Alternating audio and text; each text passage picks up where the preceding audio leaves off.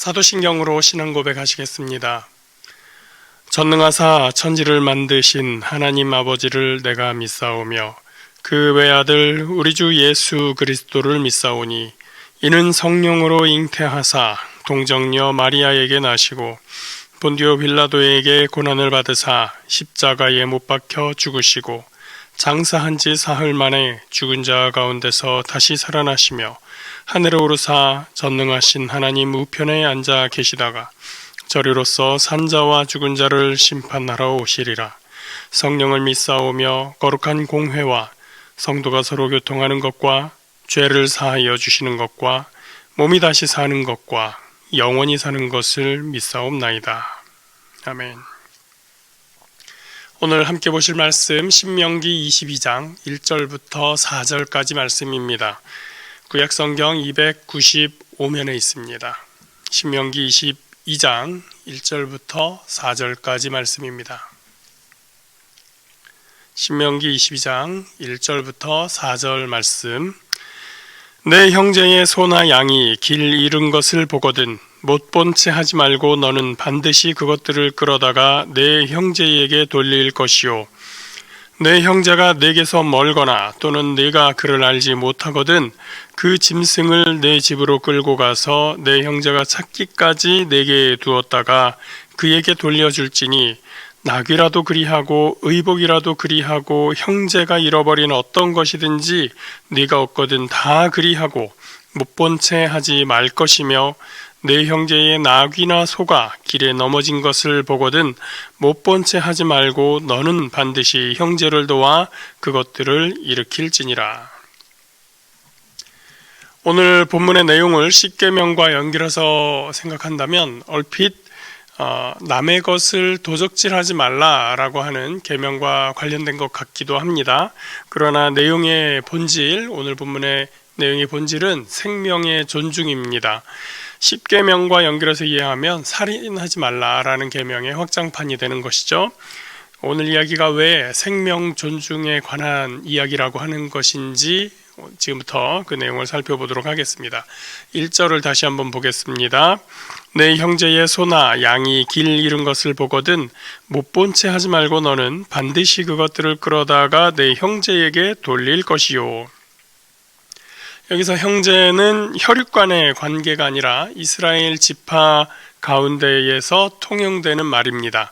우리 가족과 우리 이웃의 가족이 서로 형제가 형제로서 간주되는 것처럼 우리 지파와 옆에 이웃 지파 간에 그 구성원들이 서로 형제로 간주되는 것입니다. 즉 모든 이스라엘 공동체가 하나의 형제라는 개념 아래서 주어지는 계명입니다. 이제 어떤 사람이 집에 있다가 혹은 길을 가다가 가는 중에 소나 양이 길을 잃은 것을 발견하게 됩니다. 그때 못 본 척 하지 말라라고 하는 거죠. 못 본 채 한다라고 하는 말의 이 히브리 원어의 의미를 살펴보니까 숨지 말라. 그러니까 못 본 채 한다라는 말의 원래 뜻은 숨는다, 자신을 감춘다라는 뜻이었다고 합니다. 소나 양을 보고 숨는다라고 하는 것은 사실 말이 좀 안 됩니다. 엄청난 맹수도 아닌데 말이죠. 이 말은 숨는다라고 하는 말을 여기서 한 것은 그 사람의 행동의 적극성, 그 의도성을 이야기하는 것입니다. 소나 양이 길을 잃었다면 주인을 잃은 것이고 그대로 놔두면 이 짐승은 길을 헤매다가 굶어 죽거나 아니면 다른 맹수를 만나서 잡아먹힐 수가 있습니다. 길 잃은 동물을 보았을 때 길 잃은 그 자체로서 그대로 놔두면 생사가 위태롭다라는 것을 충분히 예측할 수 있는데도 못 본 척하고 자기 자신을 이 동물로부터 피하는 것, 몸을 감추는 것, 그 상황에서 몰래 벗어나려고 하는 것, 그래서 이 동물을 돕지 않는 것, 그것을 성경은 금지하고 있는 겁니다. 오늘날 우리 사회에서의 누군가가 이렇게 길 잃은 가축을 본다면 모른 척하고 지나가기보다는 이게 웬 떡이냐라고 자기 소유로 삼을 가능성이 더 높습니다. 그러나 본문은 그렇게 다른 사람의 소유가 분명한 소나 양을 탐하여 자기 것으로 취하는 그런 상황을 가정하지는 않습니다. 왜냐하면 그건 도둑질인데 그 도둑질에 관한 계명은 나중에 다시 이야기할 것이기 때문입니다. 2절에서 보듯이 혹시나 싶어서 집에 데리고 와서 가지고 있다고 해도 주인이 나타나면 그대로 돌려줘야 됩니다. 남의 것이 분명하고 내가 가진다고 해서 나의 재산이 되지 않는 이 소와 양이라고 하면 데리고 와봤자 사료나 충나지 굳이 내 집에 놓아둘 이유가 없습니다. 나한테 손해니까 말이죠. 그래서 못 본 척하고 싶을 수 있을 겁니다. 율법은 그걸 금지하는 겁니다. 못 본 척하지 말고 어떻게 해야 됩니까? 2절이죠. 내 형제가 내게서 멀거나 또는 내가 그를 알지 못하거든 그 짐승을 네 집으로 끌고 가서 내 형제가 찾기까지 내게 두었다가 그에게 돌려줄지니. 내 형제, 즉 이 동물의 주인, 그 사람이 누군지는 모르지만 그 동물의 주인이 가까운 데 있는지 먼저 찾아보라는 겁니다. 길을 갔다가 좀 전에 만난 어떤 사람이 막 소를 잃어서 찾아 헤매고 있었을 수도 있겠죠. 그 사람 찾아가야 된다는 얘기입니다. 그 사람과 헤어진 후에 지금 너무 멀리 지난 다음에 이 길 잃은 소를 발견해서 지금 그 사람이 어디로 갔는지, 그 소를 헤매느라고 어느 방향으로 갔는지 이제 알 수가 없다라고 하면, 그래서 그 사람을 다시 찾을 수 없다라고 하면 그럴 때는 어떻게 해야 되느냐? 그때 데리고 와야 된다고 하는 거죠. 그렇게라도 소 주인, 길을 잃은 소의 이 주인을 만난 적이라도 있으면 다행인데 못 만나고 이 길 잃은 소를 만나는 경우가 더 많겠죠. 그렇다면 그때는 이 소를 집으로 데리고 와야 된다는 겁니다. 혹시나 이 소는 내가 주인이 아니기 때문에 말을 잘 듣지 않을 수 있어요. 안 가려고 할 수도 있습니다. 그러면 끌고라도 가야 되는 거예요. 나의 힘을 다해서 열심히 끌고 가야 되는 겁니다. 그래서 주인이 찾으러 올 때까지 데리고 있어야 되는 거예요. 주인이 우리 집에 오기 위해서는 내가 길 잃은 소를 가지고 있다는 걸 또한 광고해야 됩니다. 여러 사람들한테 알려야 돼요. 내가 우리 집에 소 한 마리를 들였어, 내가 사왔어, 이렇게 할 것이 아니라 내가 길 잃은 소를 어디쯤에서 찾아가지고 그 주변의 주인을 찾아주려고 했지만 알 수가 없어서 데리고 왔어. 그러니 혹시라도 누군가 주인이 있는 것을 알게 된다면 나에게 얘기를 해주시오 라고 주변에 광고를 해야 되는 거죠. 그러면 사람들이 얘기를 할 거예요. 누구누구가 어디에서 길 잃은 소를 발견해가지고 집에 데리고 있대요. 당신이 잃어버렸어요? 그 집으로 가보세요. 이렇게 소문을 내고 내가 적극적으로 주인을 찾아주기 위해서 노력을 해야 되는 거죠.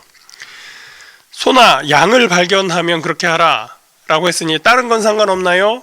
혹시 그런 얘기를 할까봐 3절 말씀을 주었던 겁니다. 낙이라도 그렇게 하고 의복이라도 그리하고 형제가 잃어버린 어떤 것이든지 네가 얻거든 다 그리하고 못 본 채 하지 말 것이며. 그러니까 소나 양은 대표적으로 이야기한 것이지 염소든 어떤 다른 동물, 심지어 길거리에 의복이 떨어진 것을 보더라도 주인을 찾아주고 주인을 찾아주지 못하면 가지고 왔다가도 그걸 소문을 내서 결국은 주인을 줄 수 있게끔 해줘야 된다라고 하는 겁니다. 요즘 우리 사회는 반려동물의 시대인 것 같습니다. 집에서 키우는 강아지, 고양이, 또는 심지어 요즘은 거북이, 금붕어, 여러 가지 그 반려동물들을 키우게 되는데 그 동물들의 이제는 식구의 개념을 투영해서 함께 지낸다라는 그런 개념으로 살아가고 있습니다. 길 잃은 강아지를 보게 되어서 주변에서 주인을 찾아주지 못한다면 오늘 구절을 적용할 경우에 집에 데리고 와서 씻기고 먹이고 잘 지내도록 보살펴야 됩니다. 그리고 집주인이 강아지를 찾을 수 있도록 홍보도 해야 되는 거겠죠. 강아지 찾은 주변, 강아지를 내가 발견한 그 지역 동네 근처에다가 강아지 사진을 붙여놓고 주인 찾습니다. 안내문도 붙이고 인터넷에 광고도 하고 여기저기 알려야 되는 겁니다. 그리고 그 주인이 찾아올 때까지 강아지가 잘 지내도록 보살펴 줘야 됩니다. 그런 의미에서 이 구절은 생명 존중의 계명이 되는 것이죠. 그 생명 존중의 계명이 4절까지 이어집니다. 내 형제의 나귀나 소가 길에 넘어진 것을 보거든 못 본 채 하지 말고 너는 반드시 형제를 도와 그것들을 일으킬지니라. 여기 나오는 형제도 1절에서 나오는 그 형제처럼 친분이 있거나 내 혈육의 형제가 아니라 모르는 사람입니다. 이스라엘 지파 공동체 안에서의 사람인 것이죠. 나귀가 혹은 이 소가 길에서 넘어지는 이유는 뭘까요? 애들이 자고 싶어서 그러지는 않을 거예요.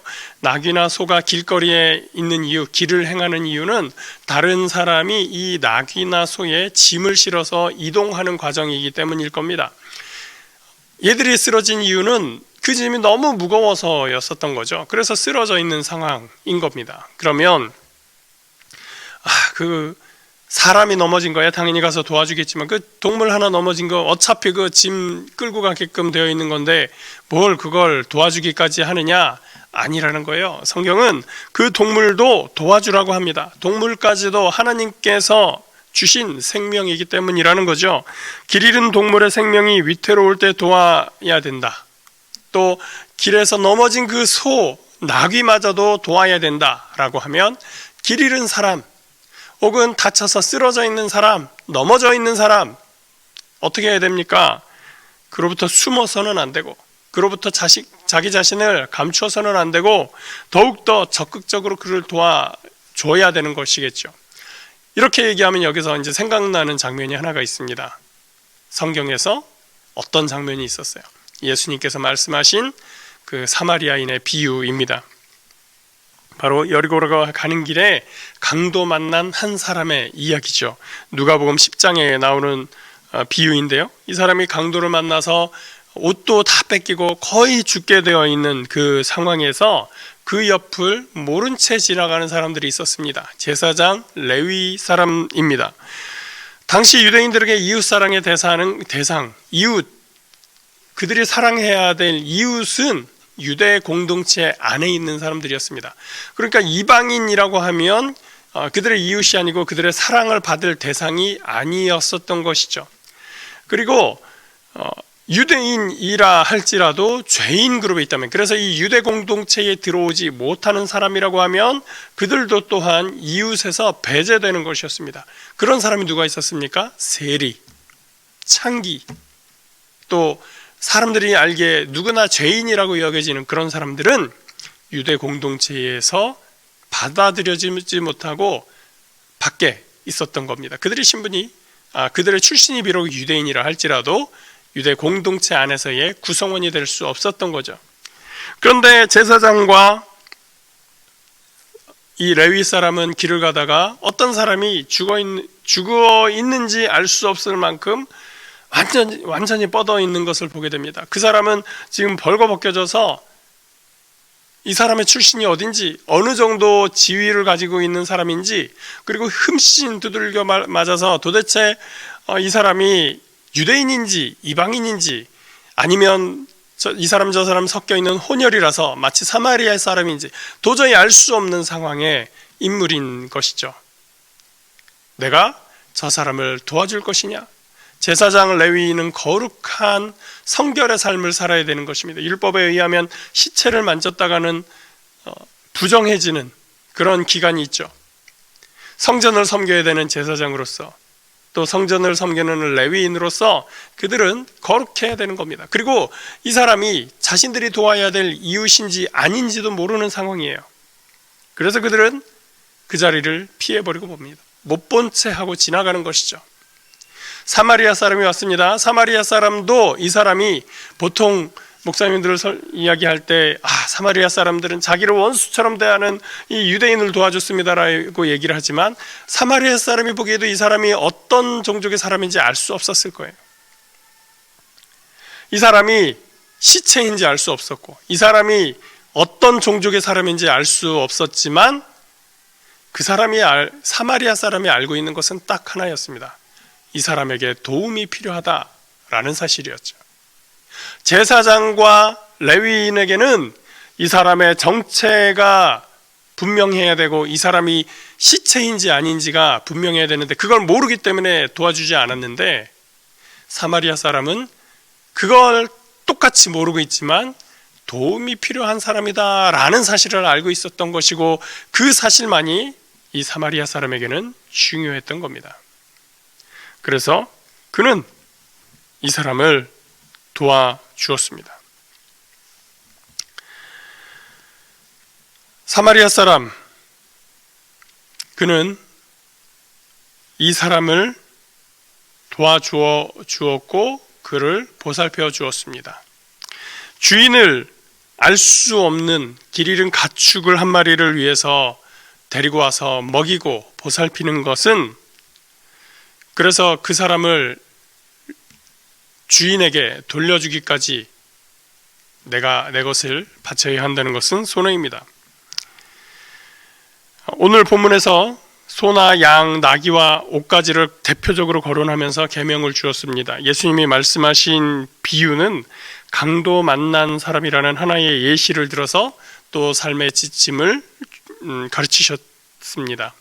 우리는 현대 사회라고 하는 지금 이야기 속에서 나타나는 굉장히 단순화된 그런 상황보다는 훨씬 더 복잡하고 다양한 케이스를 경험하는 그런 세계 속에서 살고 있습니다. 우리가 못 본 채 하지 말아야 할 일들은 훨씬 더 다변화되어서 여러 가지 측면에서 다가오고 있을 겁니다. 그런데 그 가운데에서 우리가 자신을 감추고 숨지 말아야 된다. 그들의 이 삶에 참여해야 된다라는 것을 오늘 성경은 이야기하는 겁니다. 농담 삼아 이런 얘기를 하는 경우들이 있습니다. 나는 불의를 보면 절대로 참아. 보통은 불의를 보면 절대로 못 참고 그것을 도와주어야 될 것 같지만, 요즘에 많은 사람들은 불의를 보았을 때 돕는 것을 쉽게 결정하지 못합니다. 왜냐하면 그 상황에 들어갔다가 괜히 엄한 일에 끌려 들어갈 수 있고 괜히 내가 손해를 볼 수 있기 때문입니다. 함부로 간섭하고 참견하다가 오지랖이라는 소리를 듣는 정도면 다행이지만, 시간적으로, 재산적으로 또 여러 가지를 고려했을 때 심지어는 재판과 관련된 일에 동원이 될 수도 있습니다. 침묵하는 편이 낫겠다라고 생각을 하게 되는 거죠. 그런데 사실 침묵은 행동이 아니죠. 아무것도 안 하고 그냥 가만히 있는 겁니다. 근데 하나님은 이 침묵을 죄 없다 하지 않으신다. 어떤 도움이 필요한 사람을 돕지 않는 것, 아무 말도 하지 않고 아무 일도 하지 않는 것, 그것을 하나님은 금지하시는 것입니다. 죄라고 하는 것은 나쁜 일을 저지르는 것만이 아니라 마땅히 해야 될 일, 하나님께서 관심 가지고 계신 그 일을 하지 않는 것도 죄라고 하는 것입니다. 성경이 말하고 있는 해야 될 일, 가장 많이 나타나는 성경이 말하는 너희가 이것을 해야 된다라는 것 중에 하나는 다른 이웃을 돕는 것입니다. 그것이 비록 말 못하는 동물일지라도 도와줘야 된다. 그 생명의 소중함을 보살피고 자기 소유를 잃은 이웃을 보살피는 것이 하나님의 백성들에게 맡겨진 일이었습니다. 우리 사회에는 도움이 필요한 사람들이 너무나 많습니다. 놀러 갔다가 사고를 당했어도 우린 도와줘야 됩니다. 주가 조작단에게 사기를 당했어도 도와줘야 됩니다. 전세 사기단에게 사기를 당했어도 지가 돈 벌으려고 한 건데 그게 아니라 도와줘야 되는 거죠. 직장에서 부당하게 쫓겨난 사람, 학교에서 부당하게 괴롭힘 당한 사람도 있습니다. 물론 우리가 각 개개인이 이 모든 일에 다 참여하고 쫓아다닐 수는 없습니다. 그래서 우리는 사회적으로 중요한 일에 관심을 가지고 그 사회가 구조적으로 잘못된 것이 무엇인지 그것을 고치는 것에 더 많은 관심을 가져야 됩니다. 그리고 구조적인 것 고치는 것은 시간이 오래 걸립니다. 많은 토론도 필요하고 이야기도 많이 해야 됩니다. 좋은 방안을 찾아가는 과정이 쉽지 않습니다. 그런데 당장 벌어진 그 일들 어떻게 하란 말이에요? 그들을 돕는 것에도 우리는 적극적으로 참여해야 되는 거죠. 그리고 이 국가와 정부라고 하는 그 기관, 그리고 국회라고 하는 그 기관이 움직여서 그 일들을 잘 할 수 있게끔 그 권력을 가진 사람들을 움직이게끔 시민들이 감시하고 움직이게 푸시해줘야 되는 거예요. 10계명만 봐도 성경은 우리 신앙생활이 무엇이냐, 우리 마음속에 하나님을 확실하게 믿는 것, 그것만이 아니라 세상에서 어떻게 살아가느냐, 네가 세상에서 생명을 존중하며 살아가고 있느냐, 너의 이웃을 돕고 있느냐, 그 사회 속에서 너는 어떤 구성으로 살아가고 있느냐, 그것에 대해서 끊임없이 질문하고 도전하고 있는 것입니다. 그래서 오늘 본문의 키워드는 못 본 채 하지 말라, 모른 채 하지 말라, 참여하라, 피하지 말라 라고 하는 것입니다. 세상에 적극적으로 참여하고 생명을 소중히 여기며 이웃의 어려움과 아픔에 동참하고 넘어진 나귀와 소까지도 도와서 일어서도록 해주는 것, 그것이 하나님의 명령입니다. 세상 속에서 주의 이름을 높이고 영화롭게 하며 적극적으로 이웃을 돕는 일에 참여하는 저와 여러분 되시기를 예수님 이름으로 축복합니다. 기도하겠습니다. 사랑의 하나님, 감사합니다. 주님이 우리를 사랑하시고 우리에게 생명을 주셨는데, 하나님, 우리에게 주어진 그 생명을 소중히 여기며 감사한다면 우리 바깥에 있는, 우리 공동체 바깥에 있는 다른 생명들에 대해서도 소중히 여기고 아끼고 보살피는 그러한 관심을 가져야 되는 것을 다시 한번 보게 됩니다. 하나님, 모든 생명이 주님 앞에서 소중할진데 우리가 참으로 나만의 이기적인 삶이 아니라 주님의 아름다운 세상을 만들어가기 위해서 세상 속에서 참된 주님의 말씀을 이루어가는 주의 백성들 될 수 있도록 역사하여 주시옵소서. 오늘도 함께 하심을 감사드리며 예수 이름으로 기도합니다. 아멘. 하늘에 계신 우리 아버지여, 이름이 거룩히 여김을 받으시오며 나라가 임하시오며 뜻이 하늘에서 이루어진 것 같이 땅에서도 이루어지이다. 오늘 우리에게 일용할 양식을 주시옵고 우리가 우리에게 죄 지은 자를 사하여 준 것 같이 우리 죄를 사하여 주시옵고 우리를 시험에 들게 하지 마시옵고 다만 악에서 구하시옵소서. 나라와 권세와 영광이 아버지께 영원히 있사옵나이다. 아멘.